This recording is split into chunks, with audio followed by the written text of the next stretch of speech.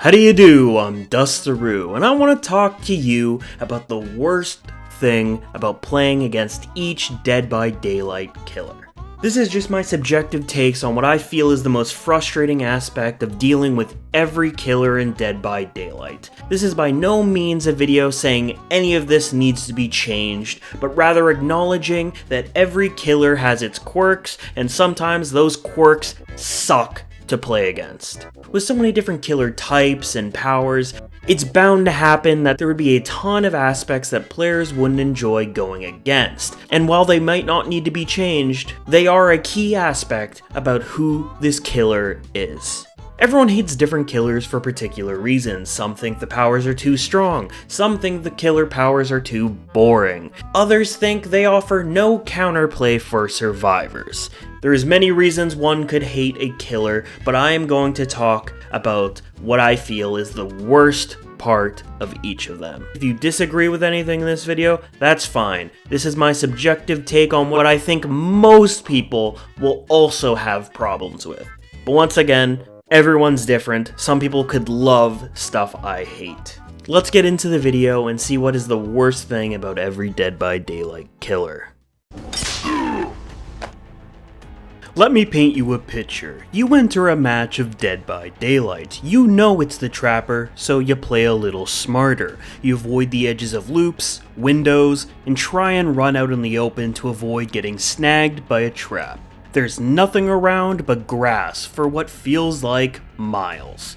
A Trapper would have to be insane to place a trap here. A lot of insane people play Dead by Daylight, but there's no one that insane. When it happens, you step in a trap in the middle of nowhere that was randomly set by iridescent stone. The Trapper had not interacted with that trap at all, and now you're snagged and likely to be bagged. This is not the only fun interaction survivors have to deal with either. The classic "you just disarmed a trap at a loop only a moment ago," or so you tell yourself, and the Trapper comes at you with murderous intent. And that trap is reset or resets mid-loop, and you get trapped while your eyes are busy tracking the Trapper. I'm saying trap a lot.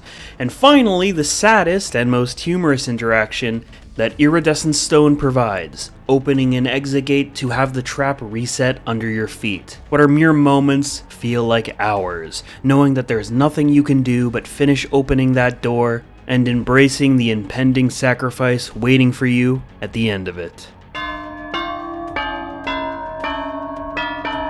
Wraiths are fast. Not regular killer fast or loud screaming deformed abuse victim fast, but quiet fast. A stealth bomber, finding the perfect moment to catch you off guard and prevent you from playing a chase before it even starts. Wraiths may not be able to hit you immediately, but they sure can see where you're going, the place you're hoping to find a chance of safety at, and beat you to it, blocking your path mid-run or standing in front of a pallet or window before you can interact with it. You know those groups of people or couples who walk really slow side by side on sidewalks or hallways, making it impossible for you to pass them without pushing them out of the way or asking them to move?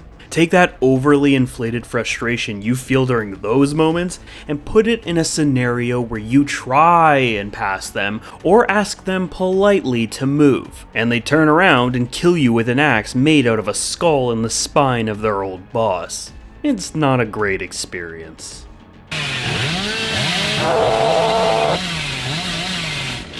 What's the worst thing about Hillbilly? I feel like he's a pretty honest killer, really strong and hard to deal with, but everything he does makes sense. Hardly anything pops out that makes me go, how? More so, oh damn, I wasn't expecting that. I could say the Hillbilly can catch you out very easily since he has speed, a one-shot, and the ability to maneuver loops pretty well. Feels bad, but not as bad as certified slugbillies.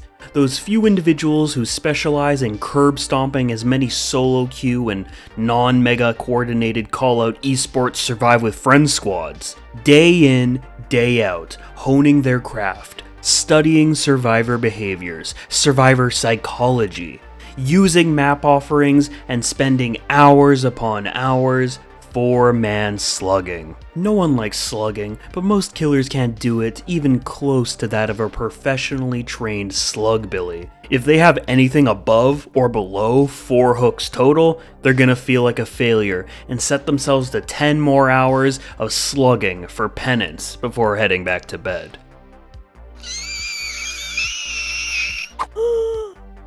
When a nurse is good and probably a P100, you should count yourself lucky if they don't slug and bleed you out. There's nothing worse about going against a nurse than the one that wants to win at all costs, and plays the character well. They bring the perks and they leave their compassion behind. Survivors are nothing but grass to be mowed, and they're trying to get it done as fast as possible so they can go back to grinding Genshin Impact or something. When they have the skill and the will, survivors just have to take it and maybe get lucky with a hatch spawn, and wait for that nurse to type out GG in endgame chat.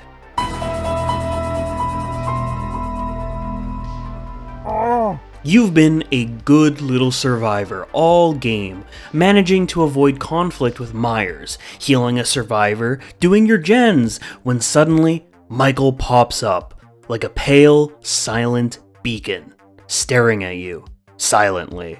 Then the thought pops into your head, I haven't heard him get to tier 3 all game. And it occurs to you, oh, but it's already too late. The chase only happens for a few seconds, but that's all it takes for you to start cursing your teammates and hitting that leave game button. Unless you heard him beforehand and have a locker waiting and ready, you're gonna have your name etched onto his tombstone. Have you ever wondered what it's like to live in a country torn apart by war, where the very ground itself can't be trusted, that could kill you as quickly and suddenly as a fully fed Tombstone Myers? If you've played against the Hag, you've definitely had a taste and probably have some PTSD, like I do. When you're going against a Hag, which won't happen a lot, but when it does, you'll often find yourself having to sneak through an impenetrable minefield in an attempt to rescue a survivor. And once the unhook has happened, the heartbeat will start, both in and out of game. You're not only facing off against the Hag, but that random Meg you just saved, and yourself. Who's gonna trigger the trap? Will the Hag get back here fast enough where it won't even matter? Your selfish side hopes it's them. Your heroic side doesn't mind if it's you, and that scared voice inside yells, "Run, now." But what if you trigger a trap and get torn apart? The Hag should be outlawed by the Geneva Convention if the world was just in any way, but you can take solace in knowing you'll rarely have to see her. You load into a match and the offering screen pops up. You see a map offering for the game, or Midwich Elementary, and you're left with fear. Which awful killer build am I in store for? You load in and already hear your heartbeat as the match starts. Oh yeah, you're in a match with the skill check doctor. Prepare to scream a lot and fail skill checks even more. Is it OP? Not really. Is it dragged out and tedious? You know it. And am I guilty of doing the exact same thing? You're goddamn right.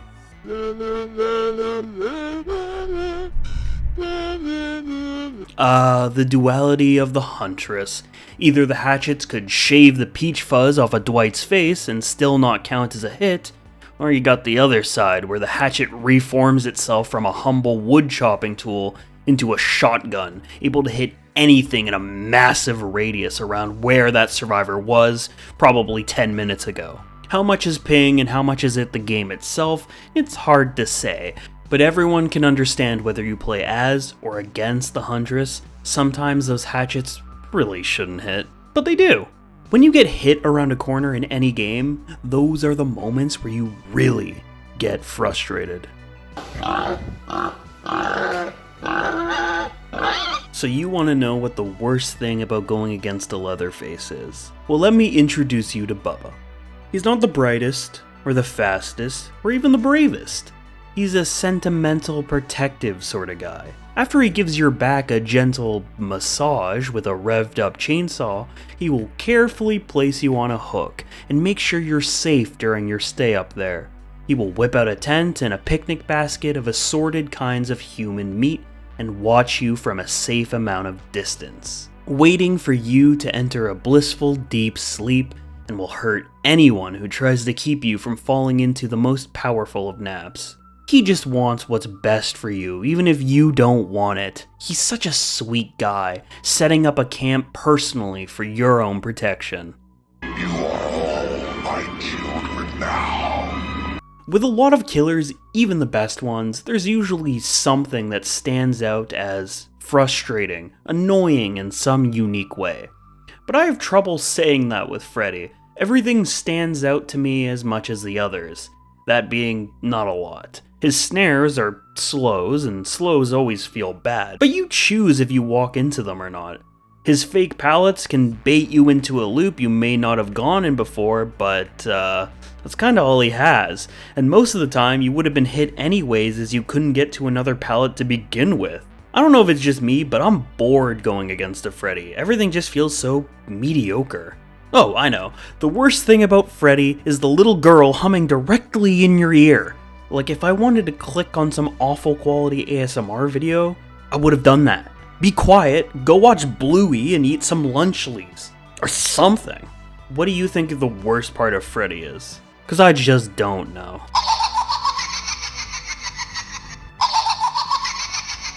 There are many shades of head popper piggies. They each have a unique way of trying to turn you into a rodent caught in some grotesque mousetrap. Some use map pressure, some slug, but the one that's the most painful is the tunnel pigs. You were unfortunate enough to be hooked first or caught in their line of sight with a fraction of a head pop timer active.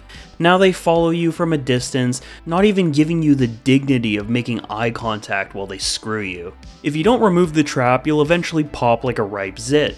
Or if you try, they'll grab you and place you on the hook again. There's nothing really to be done when this version of the head pop piggy sets their sights on you. Unlike most other killers, where if you are being tunneled, you can do your best to try and buy the team some time, or even maybe survive no matter how hopeless that feels. Not with the head popper piggy. You have no choice. Die from hook or die from trap. Doesn't matter if they throw the match to do it, you didn't even get to play it.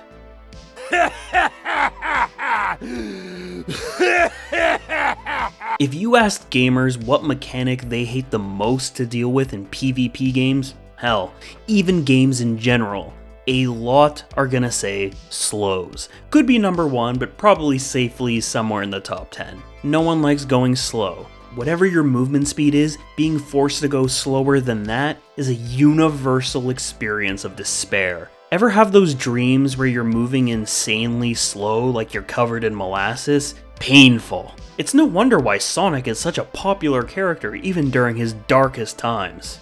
Everyone wants to go fast, and being forced to go slower, especially non-stop every chase, is not really fun or engaging, especially when it means the counterplay is drop pallet early in a lot of cases. Plus, there's not a whole lot about the clown besides his slows, except his speed bottles, but being able to go faster is one of the highlights against going against the depraved coughing clown. When going against the spirit, being injured makes the task of a survivor a difficult one. She moves so fast in her phase that a lot of loops are just not practical to interact with past sitting in the middle of a pallet, waiting to hear the sound of the wind rustling on whatever side it's coming from, drop the pallet, and hope you can make it to another loop or window before her power recharges, or she can catch up.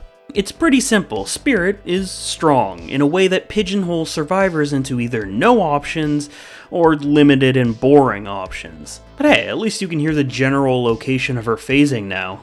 My name is Legion.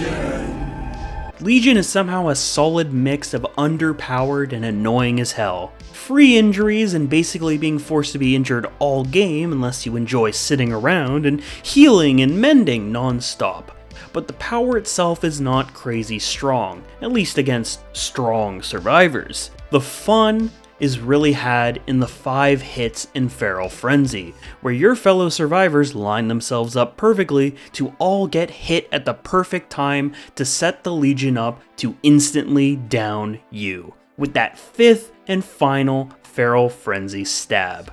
Were you across the map? Healthy? At a strong loop? Too bad! Your team grouped up enough and headed your direction, running away from the sprinting legion. Now the legion is on you, and you are very likely to go down. They are way faster, they can vault windows, and they hardly have a cooldown hitting you if you're not already in deep wounds. Your one and only chance being getting a stun. Waiting at a pallet, staring each other down, and if you misread it and drop that pallet, they vault it and you go down. Whole lot of fun to be had being forced into such a difficult spot just because your team was poorly positioned.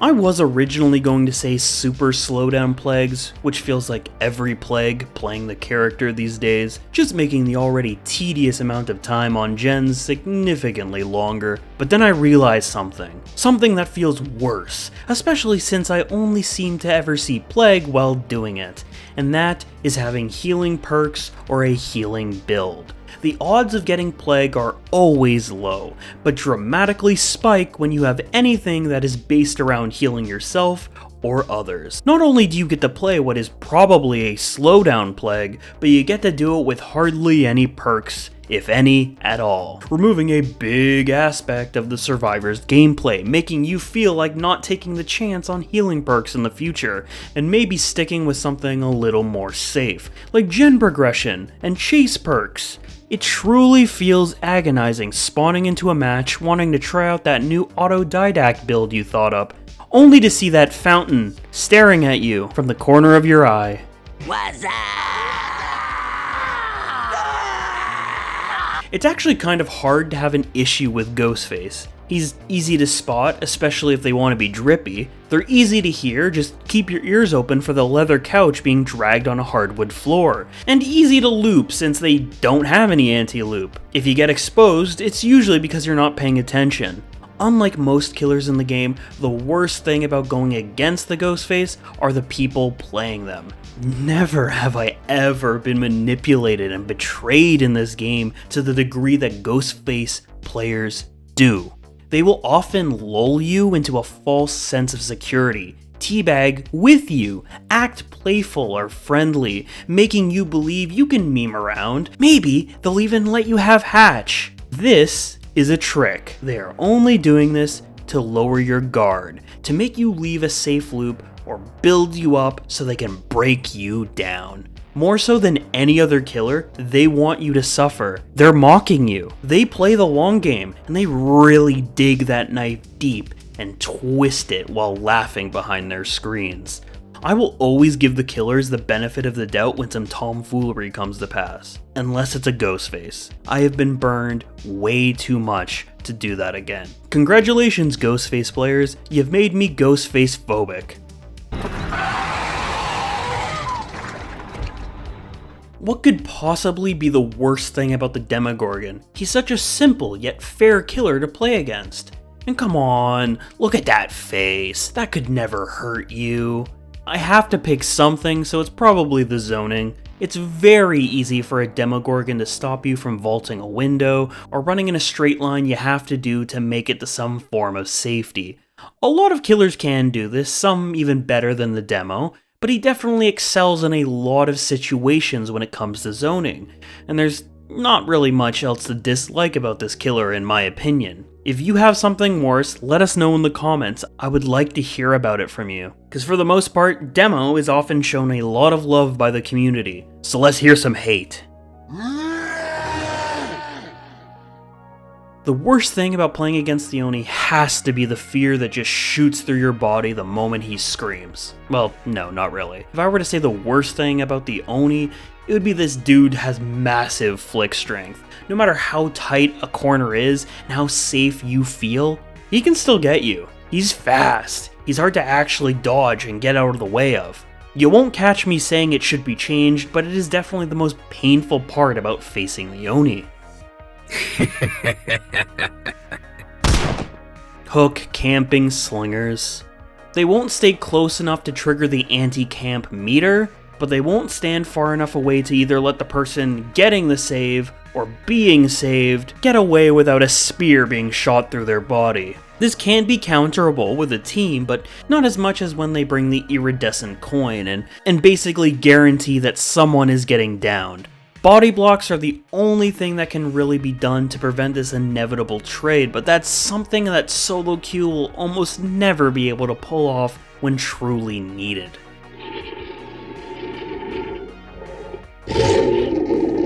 They know you won't have DS, and they're going to exploit that. They know how the cage spawns, and are immediately gonna head in that direction. They will hold rights of judgment on your hook, removing your endurance and injuring or downing the rescuer. They will come for you and get you out of the match as soon as possible. There's no hope. There's no second chance perks. There's only punishment. And when you become the target of a tunnel head, you are nothing but damned. What is really to be said about the Blight besides the playstyle he is regularly seen engaging in? A lot of the people still playing him are the ones with tons of experience and really want to show you all the skill they have on them. No matter how much you beg them to relax, you're in a comp match now. Best get your most absorbent napkin because you have a lot of sweat to clean up on both sides. They will make sure you feel the need to work as hard as they are, or you're going to be re-queuing pretty fast. I personally love playing the twins, but I know as well as anyone how miserable going against them can feel. And that miserable feeling and playstyle is basically just reinforced by their power. Slugging survivors basically all the time. Getting injured and downed by, in most cases, undodgeable and uncounterable victor, getting left on the ground while another survivor is the target of the twins' wrath. The thing is, it's not like they have much other options when you're downed across the map from Charlotte. It's not slug or not slug, they're forced into it, but it still sucks to go against.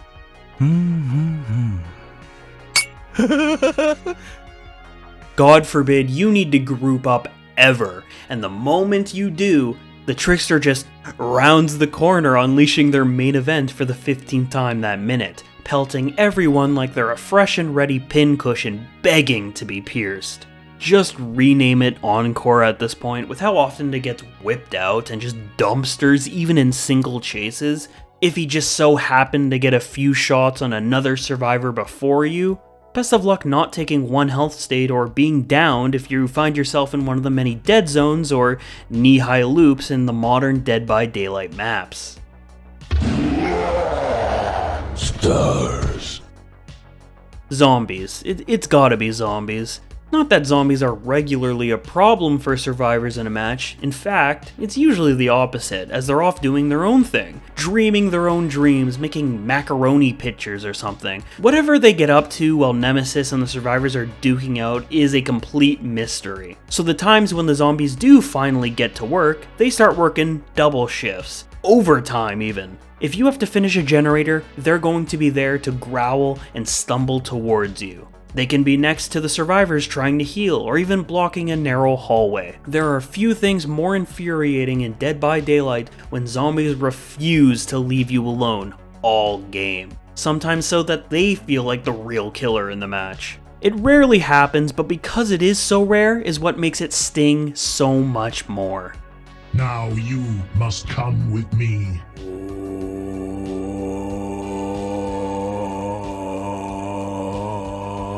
Oh, box min-maxers, I blame you, Coconut. There are people who play Pinhead religiously to this day.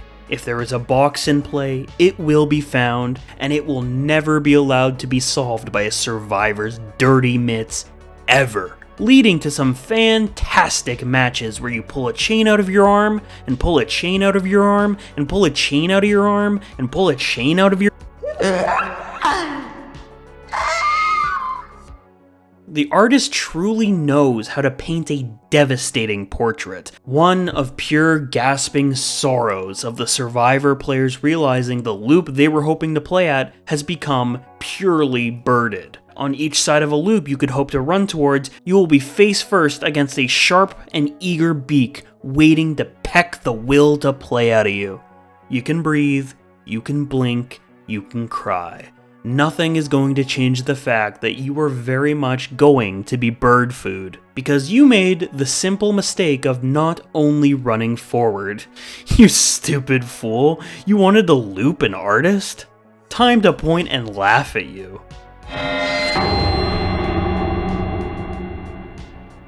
Sadako doesn't really have much of anything to be annoyed by, at least with this iteration of her. After her 15th rework, that could be different, so prepare for this to age like milk. If you actually do TVs, she's not really any worse than most other killers, but the one thing she does better than anyone else in annoyance is popping up at a television right as you're about to put a tape in. Maybe she knows or suspects you're going to be there. Maybe it's pure accident. You ran a long time to rewind this blockbuster tape before you were forced to pay late fees, and there she is, where she always is. At the TV you really don't want her to be. 10 out of 10 adaptation for Sadako though.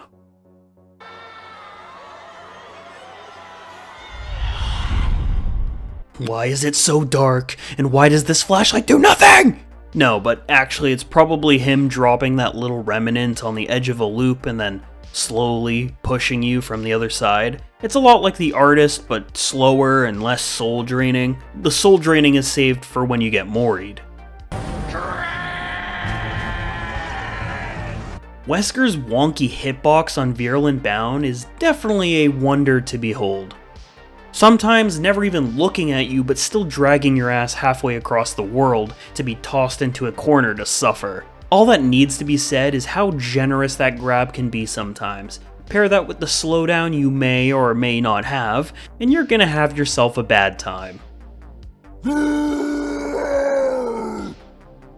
you need an explanation for the Knight? Seriously? You've played against the Knight, right? You get it. You know. Who doesn't love being chased by an AI enemy, forced to wait out the timer while another survivor is probably going down? It's such a fun gimmick that doesn't get old after the 5th match, I promise you. Even better when the chase forces you into a lose-lose situation, hit by the Knight or by the assassin. It's usually the assassin. Of course there is a lot you can do to juke both the Knight and his boys, but is it really fun to do so? Especially so many times during a match, with no real reward besides not getting hit? It's hard to say that there's anything worse about the Knight besides being forced to run laps, especially if the flag is not realistic to grab. It's just kind of a boring, brain-dead chase or a lose-lose situation. There's probably better things to do with your time. There is nothing bad about going against the Skull Merchant, because, as of writing and posting, her changes until she's reworked should be live, and with these changes, you're never going to go against the Skull Merchant again.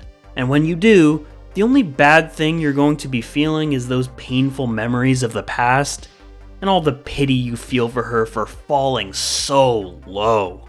You humans are so pathetic. It will be fast, possibly painless. A good Singularity is a scary creature. They will have biopods in places you've never expected. One time, I was getting chased by Hux on the Temple of Purgation. During a chase, I dropped down that hole on the side of the temple that goes into the basement to avoid Hux getting an overclock, when I landed straight onto a biopod, waiting at the bottom. I was still recovering my movement from the fall when I was hit by him. It was really something completely unexpected. A Singularity who knows how to hide biopods in spots with very good line of sight are both impressive and incredibly frustrating to deal with. Where did I get shot from? Where do I run? Do I hide? I legitimately have developed a fear of those minty meatballs after some recent Singularity matches. Stop. Not so fast, y'all. You think you can just up and run away? You crazy. It's the tail attack. I mean, it is the tail attack. Of course, it's a very powerful ability that's hard to dodge. Not impossible if you've developed that sixth sense that some Dead by Daylight players have. You can perfectly time it and dodge the stab, but let's be honest, you're still probably going to be hit by that drag afterwards. But like I said, there are opportunities to do a perfect duck dodge or side swipe. But against a good Xeno, those moments are going to be very few in number. So best start warming up those flame turrets, cause you're gonna need them.